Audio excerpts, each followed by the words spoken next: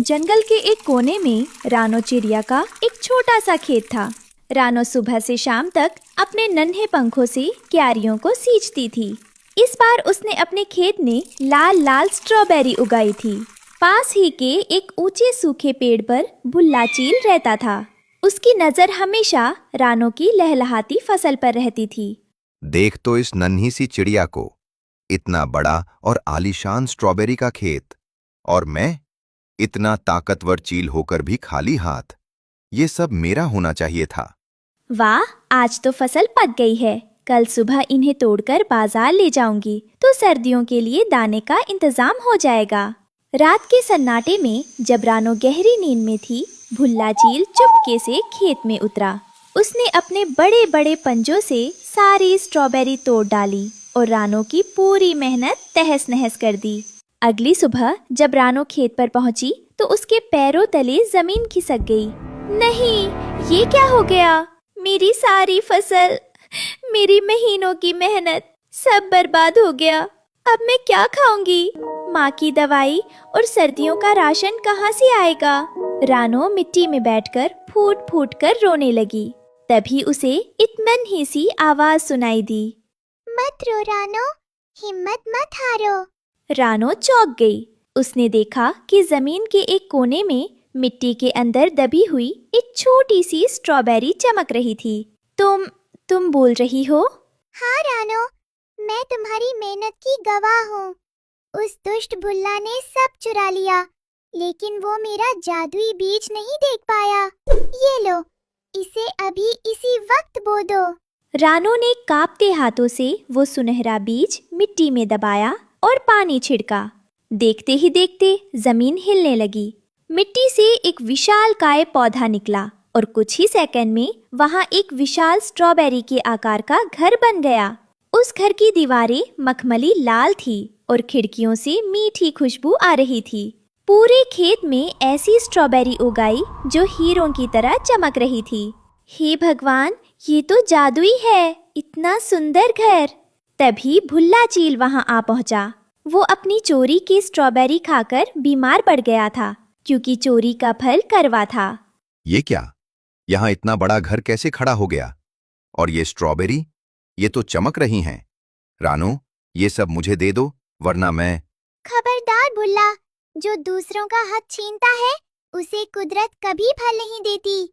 तुम्हारी ईर्ष्या ने तुम्हें बीमार कर दिया और रानो की मेहनत ने उसे ये महल दिया है। भुल्ला डर के मारे पीछे हट गया। उसकी हिम्मत नहीं हुई कि वो उस जादुई चमक के करीब जा सके। रानो ने उन जादुई स्ट्रॉबेरी को जंगल के बाजार में बेचना शुरू किया।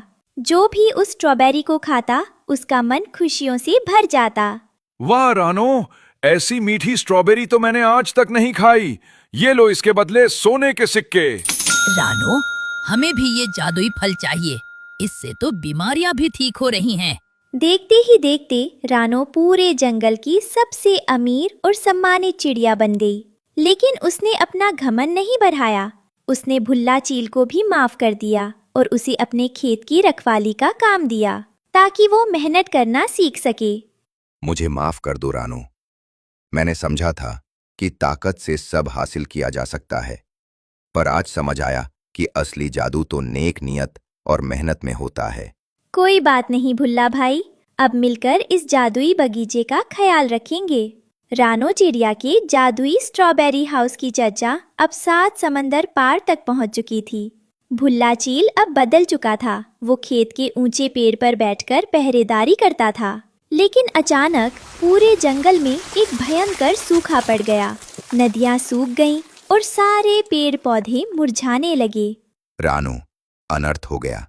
दूर दूर तक कहीं पानी की एक बूंद नहीं बची है। अगर ऐसा ही रहा तो हमारा जादुई बगीचा भी सूख जाएगा। घबराओ मत भुल्ला भाई, जब तक हमारे पास जादुई बीज की शक्ति है, हम हार नहीं मानेंगे। लेकिन पशु पक्षी प्यास से तड़प रहे हैं, हमें कुछ करना होगा। तभी उसी जादुई स्ट्रॉबेरी की आवाज दोबारा गूंजी। रानो, संकट बड़ा है। ये सूखा साधारण नहीं है, ये एक दुष्ट जादूगर कौवे का शाप है, जो तुम्हारी खुशहाली से जलता है। वो चाहता है कि तुम हार मान लो। नहीं, मैं अपने दोस्तों को प्यासा नहीं मरने दूंगी। बताओ मुझे क्या करना होगा। तुम्हें अपने इस जादुई घर के सबसे बड़े कमरे को खोलना होगा। वहाँ एक अमृत कुंड है, लेकिन याद रहे उस कुंड का पानी निकालने के लिए तुम्हें अपनी सबसे प्रिय चीज का त्याग करना होगा। रानो, तुम्हारी सबसे प्रिय चीज तो तुम्हारी मेहनत से बना यह घर है। क्या तुम इसे खो दोगी? अगर मेरे घर के रहने से सब प्यासे मर जाए तो ऐसे घर का क्या फायदा। भुल्ला भाई, सब पक्षियों को बुला लाओ। आज रानो का घर सबके काम आएगा। भुल्ला ने पूरे जंगल में मुनादी कर दी। हाथी, हिरन, खरगोश और हजारों पक्षी रानो के स्ट्रॉबेरी हाउस के सामने जमा हो गए। रानो ने जैसे ही जादुई कमरे का दरवाजा खोला, पूरा घर कांपने लगा। मूर्ख चिड़िया, अपना घर नष्ट मत करो। मुझे ये घर दे दो, मैं सबको पानी दे दूंगा। चुप हो जा दुष्ट, तेरी चालाकी यहाँ नहीं चलेगी। रानो, तुम डरो मत, मैं इस कौवे को देख लूंगा। रानो ने जैसे ही कुंड को छुआ, उसका सुंदर स्ट्रॉबेरी हाउस धीरे धीरे पिघलने लगा। वो घर अब एक विशाल मीठे स्ट्रॉबेरी के रस के झरने में बदल गया। अरे देखो, ये तो लाल रंग का मीठा पानी है। कितना स्वादिष्ट है। रानो, तुम्हारी वजह से आज हम सब की जान बच गई। जैसे ही सबने वो जादुई रस पिया, सबकी प्यास बुझ गई। और ताज्जुब की बात ये थी कि जहाँ जहाँ वो रस गिरा, वहाँ दोबारा हरियाली छा गई। सूखा खत्म हो गया। घर तो चला गया, पर सब खुश है। तभी आसमान से फूलों की वर्षा हुई। रानो का त्याग देखकर जादुई बीज ने फिर से चमत्कार किया। धरती फटी और पहले से भी भव्य हीरे जैसा चमकता हुआ स्ट्रॉबेरी महल खड़ा हो गया। रानो, जो दूसरों के लिए अपना सब कुछ न्यौछावर करता है, उसे कुदरत 2 गुना वापस देती है। अब ये महल कभी नहीं टूटेगा। देखा दोस्तों, ये है हमारी रानो। और कौवा भाई, अब तुम कहाँ हो? भाग गए ना डर के मारे?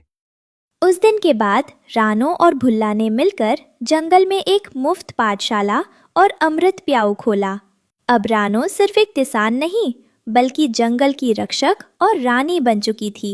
भुल्ला चील अब उसका सबसे वफादार सेनापति था। भुल्ला भाई, क्या कल फिर से नई फसल बोनी है? जरूर रानो, और इस बार स्ट्रॉबेरी के साथ साथ जादुई आम भी उगाएंगे। इस कहानी से हमें सीख मिलती है कि त्याग और परोपकार से बड़ी कोई शक्ति नहीं होती। जब हम दूसरों का भला सोचते हैं, तो ईश्वर स्वयं हमारा घर भर देते हैं।